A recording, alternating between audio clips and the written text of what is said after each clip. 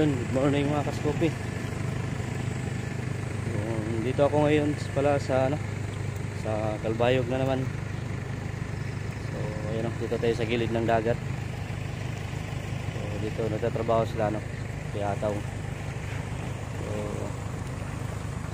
ayun, natid ko lang si si Didindel magtatrabaho na din sa dito. So pasyal muna tayo mga kaskopi dahil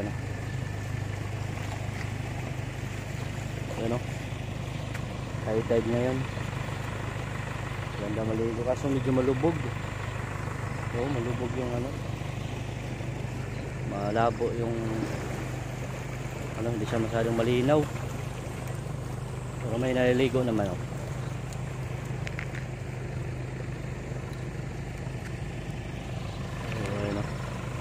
Doon sa likod ko yun yung yung Fishport. So bibili kami ng isda niya Kuya Ataw. So ayan maganda dito maligo dahil daming cottage. Yun, dito na kami ngayon sa mga kasopi sa Fishport.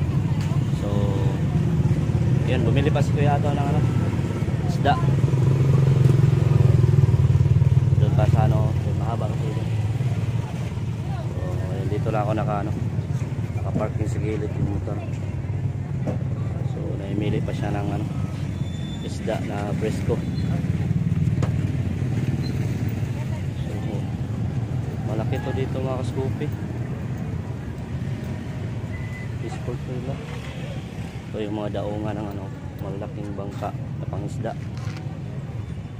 So ito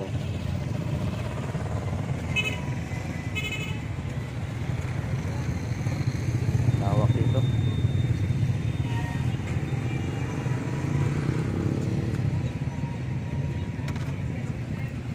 So dapat dito mayroon na dito mga isda na nakakuha tinda, kaso pinagawa yung kalsada.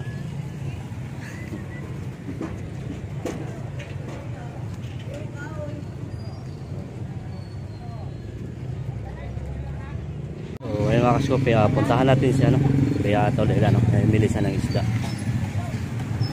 Ito, daming may tahong, may sugpo, malaking isda, may sapsap. Dito kita sa mga baratohon la, tagong 15 kilo. So lapit natin siya Kuya Ataw bumili ng isda. Daming isda.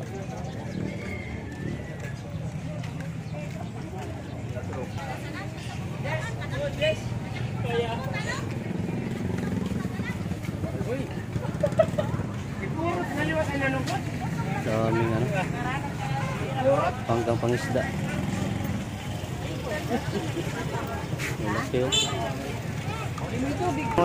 May laway pa. Oh, presko pa. Ayun, nakabili na siya Kuya Ataw ng sapsap. So presko pa yung sapsap na nabili. Namili pa si Kuya Ataw kung ano pang isda bili niya. So ayun, nakabili na si Kuya Ataw ng isda, dalawang klase. So ngayon babalik na kami.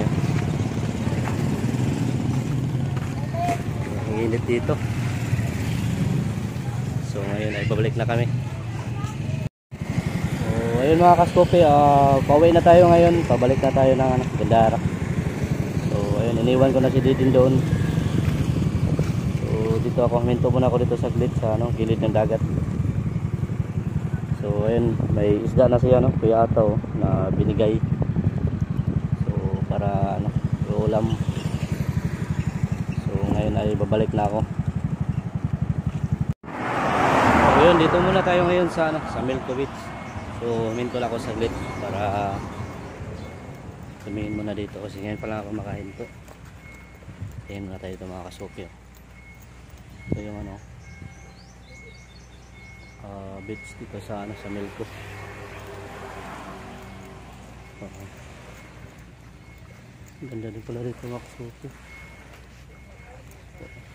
Mabilis lang ako makasupi dahil yung ano ko, yung isda ko nandun, baka tangay ng aso. So ito, ganda din dito.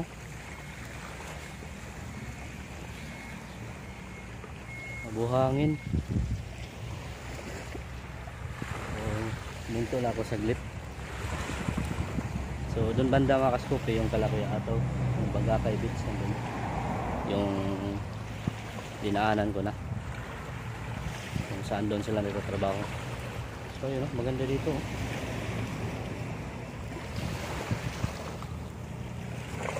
Malinaw pa. Ganda. Wala sana maligo. Sunod na lang. Ayan. Ano tayo mga kaskopi. Dahil kakainin yung ano ko, yung isda na aso. So, ito yung ano ko, yung daladalang isda.